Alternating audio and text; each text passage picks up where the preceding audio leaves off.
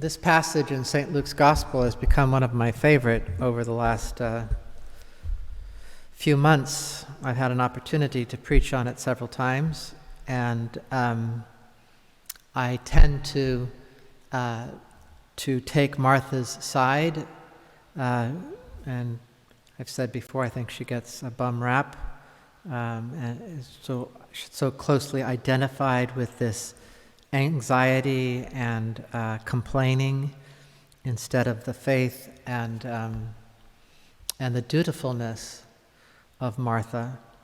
Nevertheless, it is very clear and cannot be explained away that our Lord does rebuke Martha and does take the side of Mary in this passage. And I found, after reflecting a lot on it, that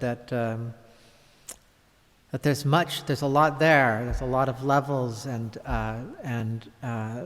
complexity to this particular passage.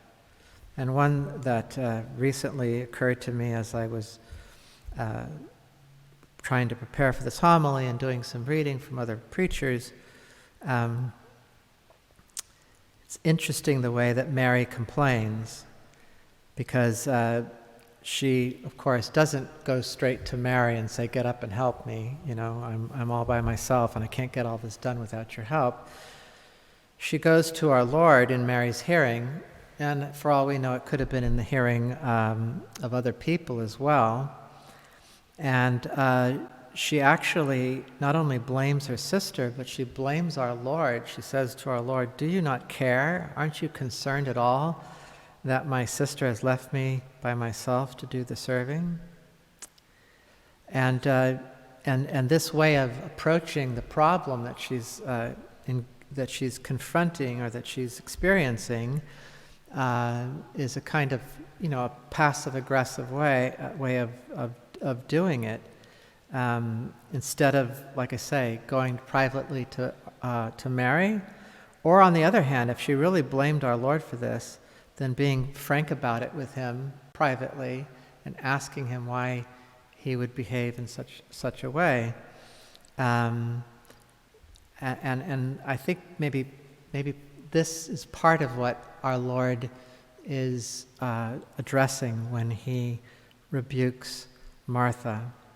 We need to have the frankness to address problems in our lives in an open, frank, honest, and productive way.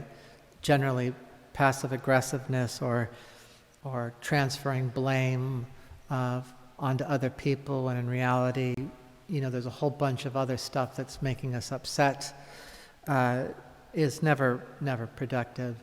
And it requires us to be honest with ourselves.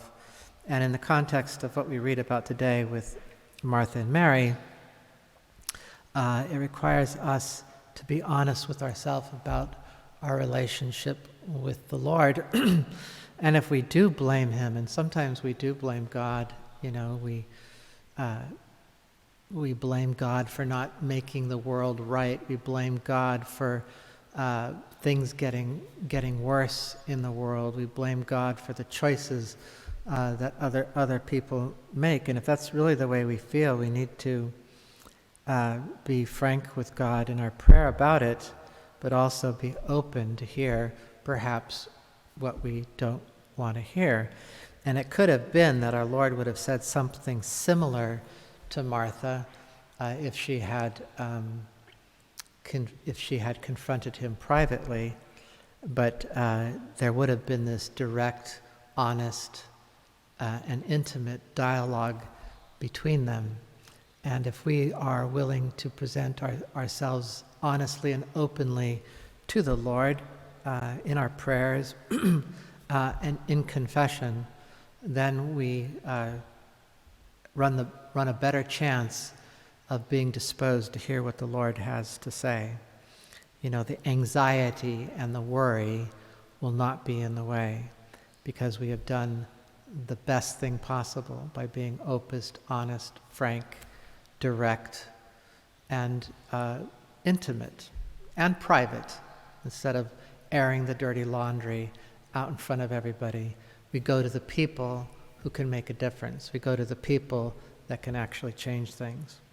So let us then ask our Lord and Saint Martha and Saint Mary to give us the enlightenment to address the problems in our lives with other people in a way that's truly going to bear fruit and help us all to do what the Lord is calling us to do, to work with the diligence of Martha and to pray with the love of Mary.